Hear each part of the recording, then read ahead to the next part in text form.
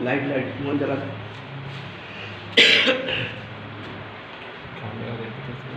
ہاں لائٹ ٹھیک ہے ہاں ٹھیک ہے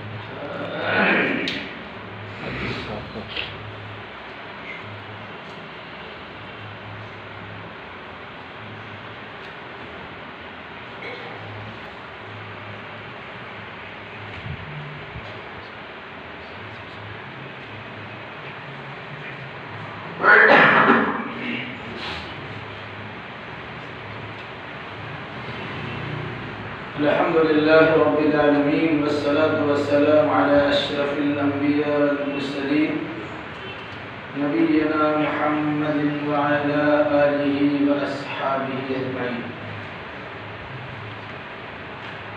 أعوذ بالله من الشيطان الرجيم. بسم الله الرحمن الرحيم. يا أيها الذين آمنوا لا يسخر قوم من قوم عسى أن يكونوا خيرا منهم ولا نساء من نساء عسى أن يكن خيرا منهم ولا تلمزوا أنفسكم ولا تنابذوا بالألقاب بئس الاسم الفسوق بعد الإيمان ومن لم يتب فأولئك هم الظالمون. يا أيها الذين آمنوا اجتنبوا كثيرا من الظن إن بعض الظن إثم ولا تجسسوا ولا يغتب بعضكم بعضا أيحب أحدكم أن يأكل لحم أخيه ميتا فكرهتموه فاتقوا الله إن الله تواب رحيم.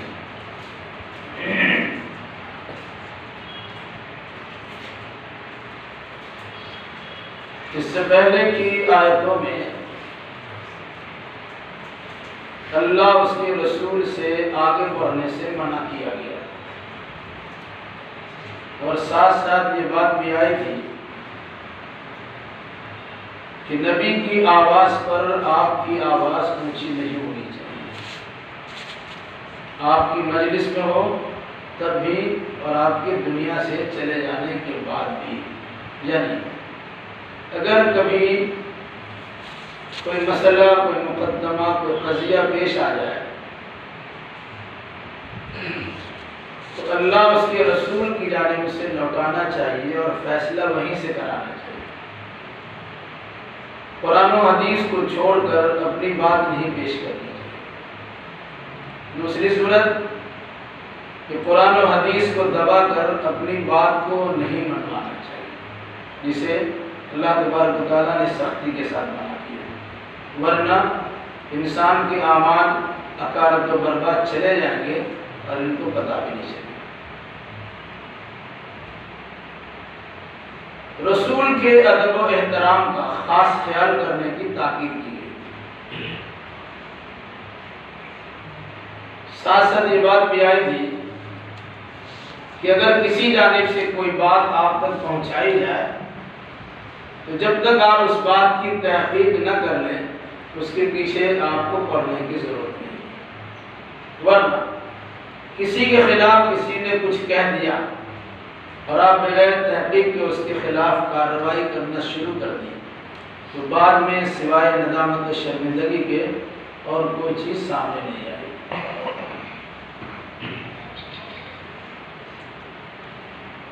پھر یہ بات بھی آئی تھی کہ اگر مسلمانوں کی دو جماعتوں میں اختلاف ہو جائے لڑائی ہو جائے تو اس میں تیل ڈالنے کا کام نہ کیا جائے. آگ بھڑکانے کی صورت پیدا نہ کی جائے بلکہ اسے بجھانے کی کوشش کی جائے اور دونوں کے درمیان صلح سلامتی کرا دی جائے. ذمہ دار طبقہ کی جانب سے صلح سلامتی کی بات پیش ہو پھر بھی اگر کوئی زیادتی کرنے والی جماعت ہو تو کہا گیا سب مل کو اس کے خلاف لڑائی کرو. اور یہ بات یاد رکھو کہ مسلمان آپس میں بھائی بھائی ہے. اس لحاظ سے اخوت اسلامی کو برقرار رکھتے ہوئے آپس کے تعلقات اچھے سے اچھے بنانے چاہیے. یہ اسی وقت ممکن ہے جب انسان اللہ کا ڈر اور تقوی اختیار کرے گا کہ جس کے نتیجے میں اللہ کی رحمتوں کا برقع بھی برس سکتا ہے۔ آگے کی آیتوں میں چند اخلاقی برائیوں اور خرابیوں کی طرف اشارہ کرتے ہوئے ان سے منع کیا گیا اور روکا گیا۔ یا ایھا الذین آمنوا لا یسخر قوم من قوم عسى ان یکونوا خیرا منهم۔ اے ایمان والو، کوئی قوم کسی قوم کا مذاق نہ اڑائے۔ ہو سکتا ہے کہ جس کا مذاق اڑایا جاتا ہو وہی بہتر ہو۔ وَلَا نِسَاءٌ مِّن نِّسَاءٍ عَسَىٰ أَن يَكُنَّ خَيْرًا مِّنْهُنَّ۔ اور کوئی عورت کسی عورت کا مذاق نہ اڑائے، شاید وہی بہتر ہو جس کا مذاق اڑایا جا رہا۔ وَلَا تَلْمِزُوا أَنفُسَكُمْ۔ آپس میں ایک دوسرے پر الزام تراشی مت کرو۔ وَلَا تَنَابَزُوا بِالْأَلْقَابِ۔ اور کسی کو برے نام سے مت پکارا کرو۔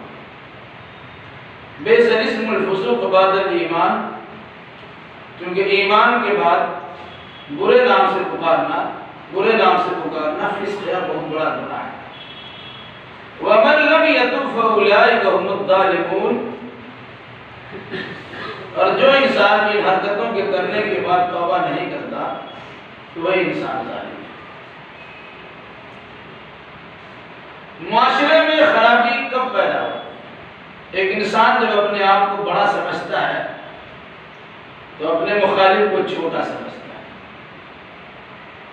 جب چھوٹا اس کو سمجھ لیا اور اپنے آپ کو بڑا باور کر لیا تو اس کے خلاف لوگ ہنسی مذاق کرتے ہیں، ٹھٹا کرتے ہیں، تمسخر اور مذاق اڑاتے ہیں۔ کبھی یہ معاملہ انفرادی ہوتا ہے، کبھی یہ معاملہ اجتماعی ہوتا ہے، کبھی پوری جماعت ہوتی ہے، کبھی پورا مسلک ہوتا ہے۔ کوئی مسلک والے کسی مسلک والے کا مذاق نہ ہوتا ہے، پورا خاندان، کوئی خاندان کسی دوسرے خاندان کا مذاق نہ ہوتا ہے، کوئی جماعت و پارٹی کسی دوسری پارٹی کا مذاق نہ ہوتا ہے، یا کوئی ایک انفرادی آدمی ایک شخص کسی دوسرے ایک شخص کا مذاق کرتا ہے۔ یہ ساری صورتیں اس میں شامل ہیں۔ مذاق اڑانے کی قیمت کب ہوتی ہے؟ جب انسان احساس برتری میں چلا جاتا ہے کہ میں بڑا ہوں اور میرے سامنے کوئی کسی لائق نہیں تو اس کا مذاق اڑائے۔ پھر مذاق اڑانے کی شکلیں الگ ہوتی ہیں۔ بہت سے لوگ اس طرح مذاق اڑاتے ہیں کہ کچھ خاص لوگ سمجھتے ہیں، عام لوگوں کو پتہ بھی نہیں چلتا ہے۔ آپ کی مجلس میں کچھ آپ کا مخالف آ گیا، آپ کی موافقین سے آپ نے نظر اشارہ میں کچھ کہہ دیا، یہ بھی اس کا مذاق اڑانا۔ آپ نے اس کے خلاف جملہ استعمال کر دیا، یہ بھی مذاق اڑانا۔ کوئی آدمی آپ کی مجلس میں آپ اٹھ کے چلے گئے، یہ بھی اس کا مذاق اڑانا۔ تو مختلف شکلیں، تو کوئی آدمی کسی کا مذاق نہ اڑائے۔ کیوں؟ جس کا آپ مذاق اڑا رہے ہیں ایسا ہو سکتا ہے وہ آپ سے بہتر ہو، اور یقیناً بہتر ہے، کیونکہ خواہ مخواہ اپنے مذاق اڑا کر اپنے آپ کو کمتر تو بنا لیا۔ ایمان کے منافی عمل کر کے اب اپنے آپ کو بہتر کیسے سمجھتے ہیں؟ تو انسان کو شیطان نے بہکایا اور احساس برتری جتا دیا، وہ اپنے آپ کو بڑا سمجھ لیا اور اپنے مخالف کو یا مد مقابل کو چھوٹا سمجھ لیا۔ تو اللہ نے منع کیا کوئی آدمی یا کوئی جماعت، کوئی قوم کسی قوم کا مذاق نہ کرے۔ اس کے فوراً بعد استعمال کرنا ہے جملہ وَلَا نِسَاءٌ مِّن نِسَاءٍ۔ کوئی عورت کسی عورت کا مذاق نہ کرے۔ جب یہ حکم تھا کوئی کسی کا مذاق نہ ہو، اس میں مرد بھی شامل ہے، عورت بھی شامل ہے، جوان بھی شامل، بوڑھے بھی شامل ہے، لیکن خصوصیت کے ساتھ عورتوں کا تذکرہ مفسرین اس کی حکمت یہ بتلاتے ہیں کہ خاص طور سے یہ صفت عورتوں میں زیادہ پائی ہے۔ مذاق اڑانے کی عادت یہ عورتوں میں زیادہ پائی ہے۔ اس مناسبت سے عورت کو بطور خاص نصیحت کی گئی کہ کوئی عورت کسی عورت کی کا مذاق نہ اڑائے۔ یہ سی بات سمجھ میں آتی ہے؟ اگر مرد کے اندر یہ جذبہ قربان چڑھا ہے، اس کا مطلب یہ ہے کہ اس کے اندر نسوانیت پائی جاتی ہے، وہ عورت کی صفت اپنا کر اپنے آپ کو عورتوں کی جماعت میں شامل کر دی ہے۔ تو کسی بھی اعتبار سے کسی کا مذاق اڑانا جائز نہیں، اگرچہ وہ آپ کا مذہب کو ہو یا نہ، انسان تو ہے، انسان ہونے کے ناطے کوئی کسی کا مذاق نہ اڑائے۔ اس نے عام استعمال کیا ہے، اے ایمان والو، کوئی قوم کسی قوم کا مذاق نہ اڑائے، ہو سکتا ہے کہ وہ ان سے بہتر ہو، اور کوئی عورت کسی عورت کا مذاق نہ اڑائے، ہو سکتا ہے کہ وہ مذاق اڑانے والا یا جس کا مذاق اڑایا گیا وہ مذاق اڑانے والے سے بہتر ہو۔ وَلَا تَلْمِزُوا أَنفُسَكُمْ، آپس میں ایک دوسرے کو برا بھلا مت کرو۔ اس سے پہلے بات آ چکی ہے کہ إِنَّمَا الْمُؤْمِنُونَ إِخْوَةٌ، مومن کا بھائی، آپس میں بھائی بھائی ہے۔ اور انداز جو قرآن استعمال کیا وَلَا تَلْمِزُوا أَنفُسَكُمْ، آپس میں ایک دوسرے کو برا مت کرو، یا اس کے درجے میں یہ بھی کیا گیا تم اپنے آپ کو برا مت کرو، یا اپنے اوپر الزام تراشی مت کرو۔ کیوں؟ اس کو سمجھنے کے لیے وہ حدیث آپ نے سامنے رکھی ہے کہ کوئی آدمی اپنی ماں کو گالی نہ دے۔ اس زمانے میں صحابہ تصور بھی نہیں کر سکتے تھے کوئی ماں کو گالی دے گا۔ صحابہ کو یا رسول اللہ کوئی آدمی اپنی ماں کو کیسے گالی دے گا؟ آج کے موجودہ دور میں لوگ ماں کو گالی دیتے ہیں، گھر سے مار کے بھگاتے ہیں، یہ بگڑا ہوا ماں۔ ورنہ صحابہ نے دریافت کیا یا رسول اللہ کوئی آدمی اپنی ماں کو گالی کیسے دے گا؟ تو آپ نے فرمایا تم کسی دوسرے کی ماں کو گالی دو گے تو پلٹ کے تمہاری ماں گالی دے گی۔ اس مناسبت سے تم نے گویا اپنی ماں کو گالی خود دیا۔ اللہ نے کہا وَلَا تَلْمِزُوا أَنفُسَكُمْ، تم اپنے پر الزام مت لگاؤ یا اپنے کو برا بھلا مت کرو۔ اب پڑھتے ہیں سورہ ہمزہ، وَيْلٌ لِكُلِّ ہُمَزَةٍ لُمَزَةٍ۔ ایک آدمی اگر کسی کی سامنے مذمت کرتا ہے، سامنے برائی بیان کرتا ہے، اللہ نے اس کو ہی منع کیا۔ اور ایک آدمی اگر کسی کی پیٹھ پیچھے برائی بیان کرتا ہے، اللہ نے اسے منع کیا۔ وَيْلٌ لِكُلِّ ہُمَزَةٍ لُمَزَةٍ، ہر پیٹھ پیچھے برائی بیان کرنے والے اور ہر سامنے برائی بیان کرنے والے دونوں کے لیے ہلاکت ہے۔ کوئی آدمی کسی کا غلط انداز سے تذکرہ کرتا ہے اور کو ٹوکتا ہے، ہم تو اس کے سامنے بول سکتے ہیں، تو بہت بڑا کمال کرتے ہیں۔ آپ سامنے اس کی مذمت کیجئے، پیٹھ پیچھے مذمت کیجئے، قرآن نے دونوں سے منع کیا۔ تو یہ کہنا ہم سامنے بول سکتے ہیں، ہم اس کے منہ پر بھی بول سکتے ہیں، یہ کمال نہیں ہے، یہ آدمی کا اپنا زبان ہے، اس کی فکر کی خرابی ہے کہ جس چیز کو کتاب اللہ اور سنت رسول اللہ نے خراب کہا وہ اسے اپنے بلبوتے پر اچھا بنانے کی کوشش کرتا ہے۔ تو تم میں سے کوئی کسی کو یہ آپس میں ایک دوسرے کو برا بھلا مت کہے یا اس کے خلاف دعوت تشریح نہ کرے۔ وَلَا تَنَابَزُوا بِالْأَلْقَابِ، کسی کو برے نام سے مت پکارو۔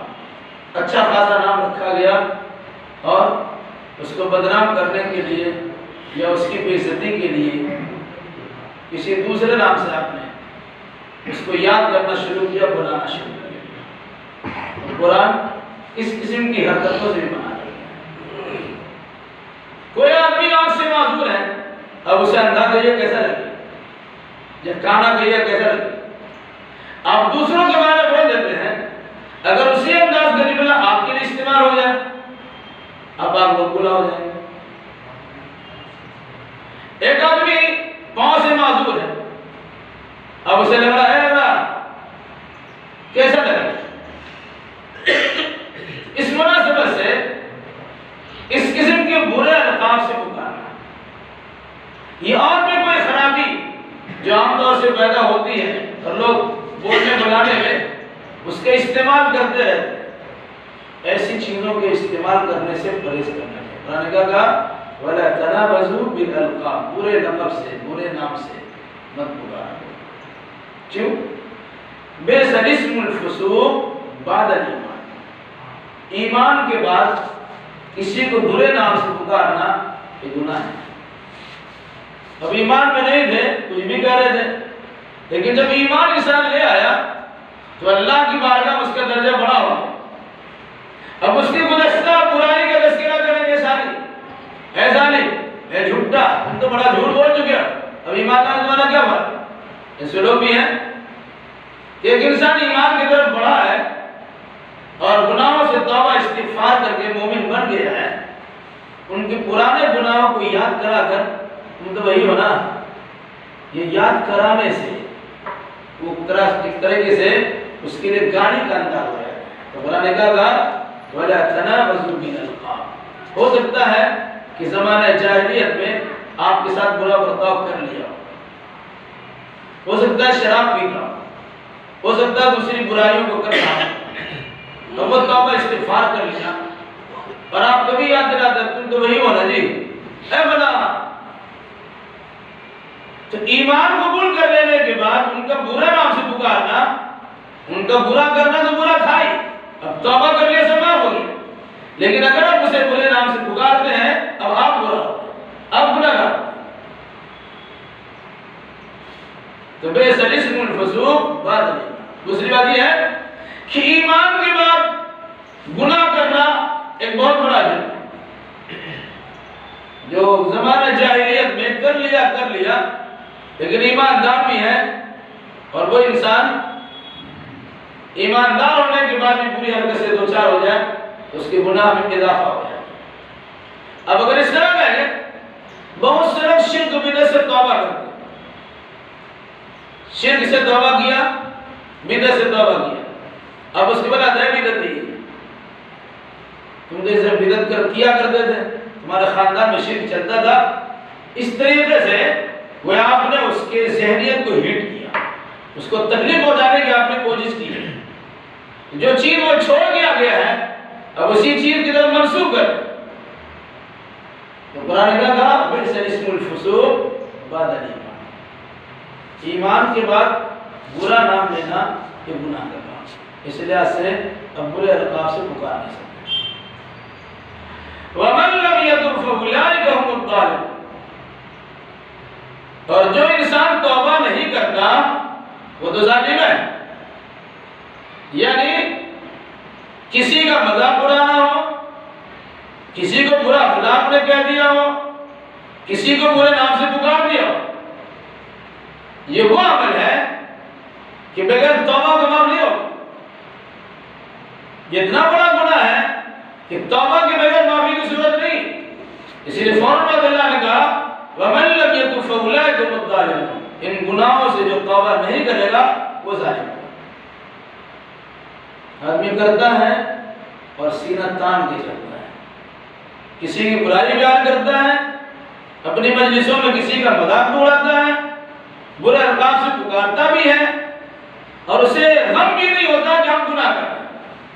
تو اگر کسی انسان کو ایسے گناہوں سے توبہ کی توفیق نہیں مل سکی تو سمجھنا چاہیے کہ اللہ نے اس کا نام ظالموں کے کھاتہ میں لکھ دیا ہے، اب اس کو کوئی بچا نہیں سکتا، کوئی بدل نہیں سکتا۔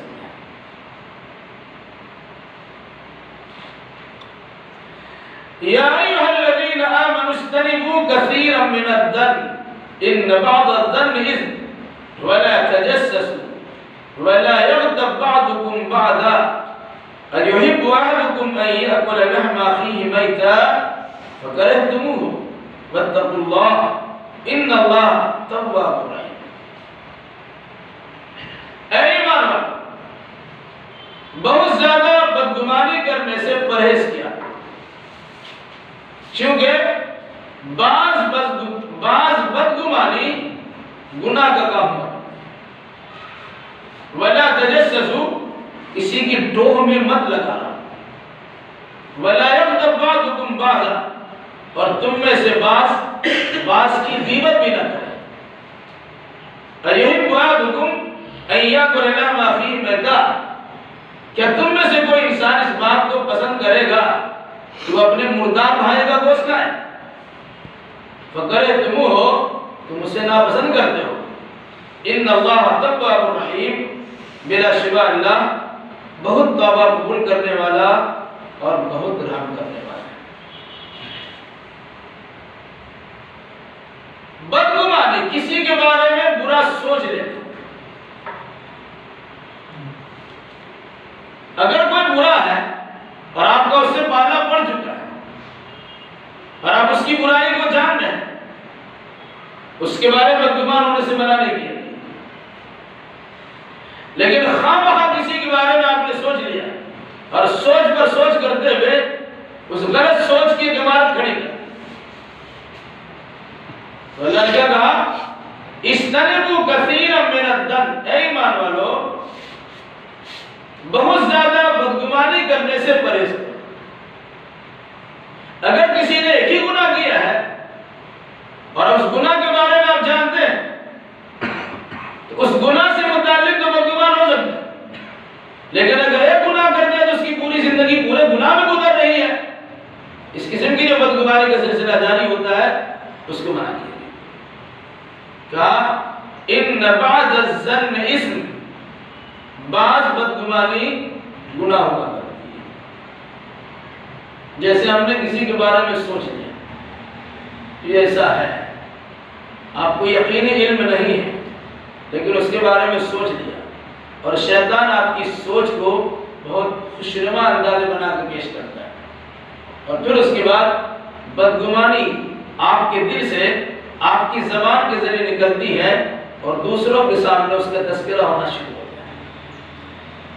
جب دوسروں کے سامنے تذکرہ کیا، آپ کے منہ سے تو بولی نکل گئی، ترکش سے تیر نکل گیا، اب اسے واپس لینا چاہے تو نہیں لے سکتے، بات تو نکلی اور منہ در منہ ہوتی چلی، پھیلتی چلی، تو آپ نے اس گناہ کا کی ایجاد کی، شروعات کی، اور پھر اس کے بعد آگے بڑھانے میں پورے دور سے آپ نے بتا اس مناسبت سے کہا اجتنبوا کثیرا من الظن، بہت زیادہ بدگمانی کرنے سے پرہیز کیا کرو، کیونکہ بعض بدگمانی گناہ کا کام ہوا کرتا ہے۔ یہ بدگمانی کہاں سے آتی ہے؟ آپ کا کام سیدھا سیدھے راستہ چلنا، اپنا کام میں لگے رہنا، لیکن آپ سمجھیں گے اس کے گھر میں کیا ہو رہا ہے، ذرا کان لگا کے سنا جائے، کہیں سے روشن دار اور کھڑکی کھلی ہو تھوڑا جھانک کے دیکھا جائے، تو جھانکنے کا یہاں سلسلہ شروع ہوگا۔ ہو سکتا ہے کہ گھر میں ان کا کچھ کام چل رہا، گھر میں پورے لباس میں وہ نہ ہو، گھر کے افراد کے ساتھ ان کا ملنا جلنا ہو رہا، شیطان پٹی بنا اس کو دیکھا کسی کے ساتھ میں، اس کو دیکھا ایسا، اب اس پر آپ نے ایک بنیاد کھڑی کر کے عمارت تعمیر کر، اور نتیجہ کیا ہوگا کہ وہ برائی موہوم برائی کہ ہے بھی نہیں لیکن آپ نے سوچ لیا اور بنا لیا، اور پھر اس کے بعد اس کے اوپر چارہ کام کیا۔ اس مناسبت کیا فرمایا؟ وَلَا تَجَسَّسُوا، جاسوسی مت کرو، یا کسی کے ٹول مت لگا، اور حدیث رسول کے مطابق اگر کوئی انسان کسی کے گھر میں جھانکتا ہے اور گھر کا آدمی لوہا لیا اس کی آنکھ کو پھوڑ دیا، ماں دے خنجر، اس کی گردن کٹ گئی، اس کا آنکھ ٹوٹ گئی، تو گھر والا آدمی مجرم نہیں ہوگا، مجرم وہ ہوگا جو باہر سے جھانک رہا ہے، آپ نے جھانکا بھی۔ اگر انسان یہ سمجھ جائے تو کسی کے خلاف بدگمانی کرنے اس کی جرأت اور ہمت ہی نہیں ہو سکتی۔ جب انسان ٹو میں لگتا ہے، کچھ چیز معمول کے خلاف دکھائی دیتی ہے، اس کے بارے میں انسان غلط سوچتا ہے، بدگمانی پیدا ہوتی ہے اور انسان اسے برداشت نہیں کرتا، دماغ میں اس کا رچا بسا رہتا ہے، پیٹ اس کا پھولتا رہتا ہے، جب تک کسی کے سامنے تذکرہ نہ کرے تب تک اس کو سکون نہیں ہوگا، تو ٹو میں لگنے کے نتیجے میں بدگمانی ہوتی ہے، اور بدگمانی کے بعد انسان اس کی غیبت کرنا شروع کرتا ہے۔ فوراً بعد اللہ نے کیا کہا؟ وَلَا يَغْتَبْ بَعْضُكُمْ بَعْضًا، تم میں سے بعض کی غیبت نہ کرے، اس سلسلے میں حدیث یاد رکھیے، اگر کوئی خرابی کسی انسان کے اندر ہے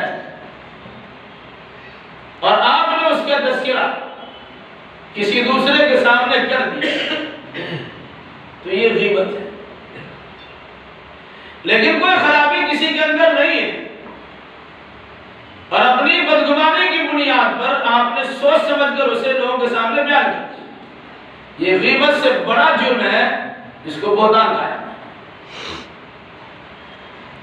تو ٹو میں لگنے سے منع کیا گیا تاکہ بدگمان نہ ہو، بدگمانی کرنے سے منع کیا گیا تاکہ برا بلا مت بولے، اپنا اندر بڑبڑا کے رہ جائیے گا اس سے منع کیا گیا کہ ایسا نہ ہو کہ آپ کی زبان سے کسی دوسرے کے سامنے اس کا تذکرہ ہو اور پھر وہ آپ سوچے بھی نہیں ہوں گے، دوسرا اسے بنیاد بنا کر عام پرچار کرنا شروع کر دے۔ نتیجہ کیا ہوگا؟ آپ تو بلا سوچے سمجھے کوئی بات بیان کر دیے، لیکن آگے والا اسے بادام تک پوری پلان تیار کیا اور لوگوں کے سامنے اس کو چھانا۔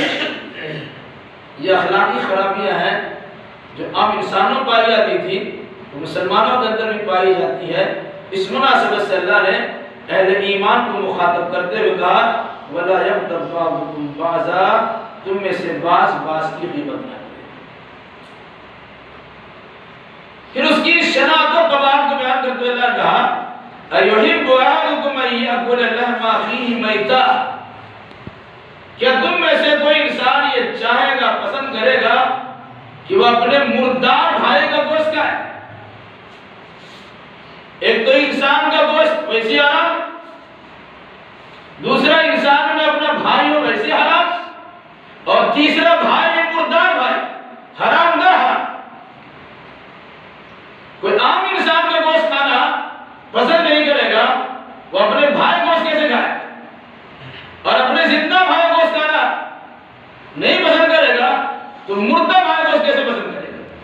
انسان اسے گھن محسوس کرتا ہے، لیکن غیبت کرتے اسے خیال نہیں آتا کہ وہ اپنے مردار بھائی کا گوشت کھا رہا ہوتا ہے جب کسی کی غیبت کرتا ہے۔ قرآن سے منع فرمایا أَيُحِبُّ أَحَدُكُمْ أَن يَأْكُلَ لَحْمَ أَخِيهِ مَيْتًا، کیا تم میں سے کوئی انسان اپنے مردار بھائی کو پسند کرے گا، کھانا پسند کرے گا؟ پھر قرآن کہتا ہے فَكَرِهْتُمُوهُ، تم اسے ناپسند کرو گے، کبھی نہیں چاہو گے کہ انسان کا گوشت ہو، پھر بھائی کا گوشت ہو، پھر مردار بھائی کا گوشت ہو، کبھی نہیں چاہو گے۔ جب نہیں چاہو گے تو کسی غیبت کیوں کرتے ہو؟ وہ غیبت کرنے والا انسان اپنے مردار بھائی کا گوشت کھاتا ہے۔ وَاتَّقُوا اللَّهَ، اور اللہ سے ڈرو، ان اللہ تواب رحیم، یقیناً اللہ بڑا توبہ قبول کرنے والا اور رحم کرنے والا ہے۔ ایک بات یاد رکھیے، انسان گناہ کرتا ہے اور سوچتا ہے توبہ کرنے معافی مانگنے کا۔ حقوق کی دو صورت ہوتی ہے، اگر آپ نے اللہ کے حقوق کو غصب کیا، سلب کیا، گناہ کیا، توبہ اللہ کی بارگاہ میں کیجئے، اللہ معاف کر دے گا،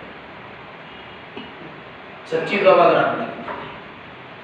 لیکن اگر آپ نے کسی کی مذمت بیان کی، کسی کا مذاق اڑا دیا، کسی کے بارے میں بدگمانی پھیلا دی، کسی پہ الزام تراشی لگا دی، کسی کی غیبت کرنا شروع کر دیا، کسی میں بہتان لگا دیا، اور اب تہجد گزاری کرتے رو رو کے اللہ کی بارگاہ میں دعا کرتے، کبھی قبول نہیں ہوگی دعا۔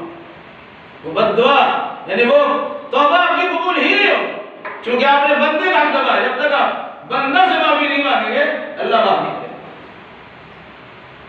اس لحاظ سے اگر آپ نے کسی کی شان میں گستاخی کی ہے اور کسی کے خلاف علم بغاوت بلند کر دیا ہے، آپ 70 چوہا کھا کے بلی چلی حج کو اب کرتے رہے 70 بار حج، آپ کے حج کا اعتبار ہوگا اور نہ کوئی دوسرے اعمال کا اعتبار ہوگا، جب تک آپ صاحب معاملہ سے معافی نہیں مانگتے ہیں اور اس سے شکوہ شکایت کو دور نہیں کراتے۔ بندوں کا حق بندوں سے معاف کروائیے، اللہ اس حق کو معاف کرنے سے گریز کرتا ہے اور لوگوں کو یہ تعلیم دیتا ہے کہ جس کا دل دکھایا ہے آپ اس سے معافی مانگیں۔ یا ایھا الناس انا خلقناکم من ذکر و انثی، وَجَعَلْنَاكُمْ شُعُوبًا وَقَبَائِلَ لِتَعَارَفُوا إِنَّ أَكْرَمَكُمْ عِندَ اللَّهِ أَتْقَاكُمْ إِنَّ اللَّهَ عَلِيمٌ خَبِيرٌ۔ اس سے پہلے جو خطاب ہوا یا ایھا الذین آمنوا یا ایھا الذین آمنوا یا ایھا الذین آمنوا، ایمان والوں کو خطاب کیا گیا۔ اور ابھی جو تلاوت کی گیا ہے اس میں اللہ نے کہا یا ایھا الناس، اے لوگ۔ اس میں اہل ایمان کو خطاب نہیں ہوا ہے، بلکہ کہا اے دنیا کے سارے لوگوں، انا خلقناکم من ذکر و انثی، ہم نے تم سبوں کو ایک مرد اور ایک عورت سے پیدا کیا ہے۔ وہ مرد عورت کون ہے؟ بتائیں بولے؟ آدم و حوا۔ آدم علیہ السلام بنائے گئے، انہیں کے بائیں مسجد حضرت حوا کو نکال دیا۔ پھر ان دونوں کے میل ملاپ سے یہ انسانی آبادی سمندر کی طرح ٹھاٹے مارتی ہوئی دکھ رہی ہے، اس میں عورتیں بھی ہیں اور مرد بھی ہیں۔ کیا فرمایا؟ اے لوگو انا خلقناکم من ذکر و انثی، ہم نے تمہیں ایک مرد اور ایک عورت سے پیدا کیا۔ آدم علیہ السلام کو پیدا کیا یعنی بنایا، مٹی سے ان کا پتلا اور مجسمہ بنایا، اس میں روح داخل کی گئی، جنت میں ان کو رکھا گیا۔ جنت میں وہ تنہائی محسوس کر رہے تھے تو اللہ نے سکون قلب کے لیے انہیں کے جسم کا ایک حصہ حضرت حوا کو نکال دیا۔ پھر دونوں آرام و سکون کے ساتھ وہاں تھے۔ کہا گیا کھاؤ پیو موج رہو، جنت میں جس طرح چاہو رہو سو، سب جگہ سے فائدہ اٹھاؤ۔ وَلَا تَقْرَبَا هَٰذِهِ الشَّجَرَةَ فَتَكُونَ مِنَ الظَّالِمِينَ، اس ایک درخت کے قریب مت جانا ورنہ ظالم ہو۔ جو کھانا ہو کھاؤ، جہاں چلنا پھرنا ہو چلو پھرو، جس طرح رہنا ہو آرام سے رہو، لیکن ایک چیز سے منع کیا ہے، کھا لو گے تو ظالم ہو۔ اللہ کا پلان تھا، کھا لیا، جنت سے دونوں اتار دیے گئے۔ اللہ کی بارگاہ میں بڑا توبہ اللہ استغفار بہت کیا، ربنا ظلمنا انفسنا وان لم تغفر لنا وترحمنا لنكونن من الخاسرین۔ دعا کیا، اللہ نے قبول کر لیا، کہا ٹھیک ہے۔ اما یاتینکم منی ھدی فمن تبع ھدایا فلا خوف علیہم ولا هم یحزنون۔ کھانے کے بعد تو آپ کو ڈرنا ہی ہوگا، دنیا میں جانا ہی جانا چاہیے، لیکن آپ کی گھر واپسی ہوگی۔ آپ جنت کے لیے ہیں، آپ کو جنت میں آنا ہے، لیکن جنت میں آنے کے لیے کچھ شرائط، رہ رہے تھے، صرف ایک چیز سے منع کیا گیا، آرام سے رہتے، لیکن اس منع کرتا گھاس کو کھانے کے بعد اب نکال دیے گئے، اب بہت ساری بنیاد تمہارے سامنے، بہت سارے کام بجا لانے ہوں گے اور بہت سارے کاموں سے رکنا پڑے۔ اپنے آپ کو اس مناسب بنا کے آؤ گے تو تمہیں ڈرنے کی ضرورت نہیں ہے اور غمگین ہونے کی کوئی حاجت نہیں۔ جنت سے نکال دیے گئے، اس کا غم نہیں کرنا، جنت میں پہنچیں گے نہیں پہنچیں گے اس کا خوف نہیں کرنا۔ کب؟ اما یاتینکم منی ھدی فمن تبع ھدایا، جس کے پاس میرا پیغام ہدایت پہنچ جائے اور اس کے مطابق کوئی انسان عمل کرنا شروع کر دے، اب اسے خوف کرنے کی بھی ضرورت نہیں ہے اور غم کرنے کی ضرورت نہیں ہے، یعنی وہ انسان جنت میں ہو جائے۔ تو کیا کہا؟ اے لوگو ہم نے تمہیں ایک مرد اور ایک عورت سے پیدا کیا۔ وہ مرد عورت آدم و حوا ہے، جنت سے نیچے اتارے گئے، توالد و تناسل کا سلسلہ جاری ہوا، انسانی آبادی بڑھتی چلی گئی۔ جب سب ایک ہے، ایک ہی رہنا چاہیے۔ آگے جس چیز کا اشارہ قرآن نے کیا ہے، وَجَعَلْنَاكُمْ شُعُوبًا وَقَبَائِلَ لِتَعَارَفُوا، پھر ہم نے تمہاری قومیں بنا دی اور قبیلے بنا دی۔ یہ قوم بنائے جانا اور قبیلہ بنائے جانا یہ شان و شوکت میں گاڑنے کے لیے نہیں ہے، کیونکہ سب کی بنیاد تو آدم و حوا ہے۔ اب علاقائی اعتبار سے تو بنگالی بنگالی ہو جائے، بہاری ہو جائے، یوپی والے ہو جائے، کسی کو سرخاب کے اوپر نہیں لگ گیا ہے کہ والا اور اشرف و بلند و بالا ہو جائے۔ آدم علیہ السلام کے نسل میں سے آتے ہیں، بیچ میں کچھ گھٹالا ہوا، اچھے انسان برے بن گئے، پھر وہاں سے نسل چلی، ایک قبیلہ آباد ہو گیا۔ اس کے یہ مطلب نہیں ہے کہ ہمارے باپ دادا کو کوئی گناہ گار رہا ہوگا تو ہم بالکل گناہ گاری کے طور پر مشہور کر دیے جائیں، ورنہ دیکھا جائے کہ ہمارا بابا آدم تو بابا آدم ہے، ہم اچھے کیوں نہیں کہتے؟ تو کہا یہ پہچان کے طور پر قوموں میں قوم بنائے گئے اور قبیلے بنائے، اس سے زیادہ کچھ نہیں، لتعارفوا تاکہ آپ پہچانے۔ لیکن آج ہندو سماج سے متاثر ہونے کے نتیجے میں یہاں اپنے آپ کو انسان بڑا سمجھتا ہے، وہ فلاں صاحب، وہ فلاں خاندان کے ہیں، وہ سید ہے، وہ شیخ ہے، وہ خان ہے، وہ پٹھان ہے، وہ انصاری ہے، وہ منصوری ہے، وہ رائی ہے، وہ نداب ہے، پتہ نہیں کیا کہ۔ اور جو انسان جس علاقے میں بڑی تعداد میں ہے وہ اپنے علاقے کی چھوٹی تعداد کو مذہب کے رکھتے ہیں، وہ اپنے آپ کو بڑا سمجھتے ہیں۔ قرآن نے کہا یہ صرف پہچان کے طور پر کہ فلاں خاندان صاحب ہے، اس خاندان کی بنیاد پہ بڑے نہیں ہیں، آپ بڑے ہوں گے اللہ سے ڈرنے کی بنیاد پر اور تقوی و طہارت کی بنیاد پر۔ یوں تو سید بھی ہو، مرزا بھی ہو، افغاں بھی ہو، یوں تو سید بھی ہو، مرزا بھی ہو، افغاں بھی ہو، تم سبھی کچھ ہو، بتاؤ تم مسلمان بھی ہو۔ قرآن نے بھی کہا ہے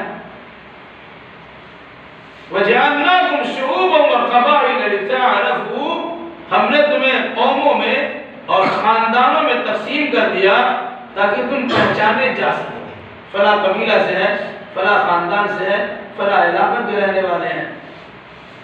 ان اکرمکم عند اللہ اتقاکم، اللہ کے نزدیک سب سے زیادہ باعزت انسان وہ ہے کہ تم میں سے اللہ سے سب سے زیادہ ڈرنے والا ہے۔ متقی و پرہیزگار انسان ہی اللہ کے ہاں باعزت کہلائے۔ فضل ایمانی پہ ہے، فضل نسب بھی موقوف۔ خاندانی شرافت کی بنیاد پہ انسان ہوتا ہے بہت بڑا ہو گیا تو ابو لہب سے بڑا خاندان کس کا ہے؟ وہ اللہ کے نبی کا عتیق چچا ہے۔ ابو طالب سے بڑا خاندان کس کا؟ وہ اللہ کے نبی صلی اللہ علیہ وسلم کا وہ چچا ہے جنہوں نے 42 سال خدمت کی، لیکن کہاں ہے؟ ابو لہب کی خلاف پوری سورت تبت یدا نازل ہو چکی، اور ابو طالب کے جہنم میں جانے کی تو بالکل صداقت ہے بخاری مسلم کے حدیث کی ہو رہی۔ تو صرف رشتہ ہونے کی بنیاد پر انسان باعزت ہو جائے گا؟ نہیں، ہرگز نہیں۔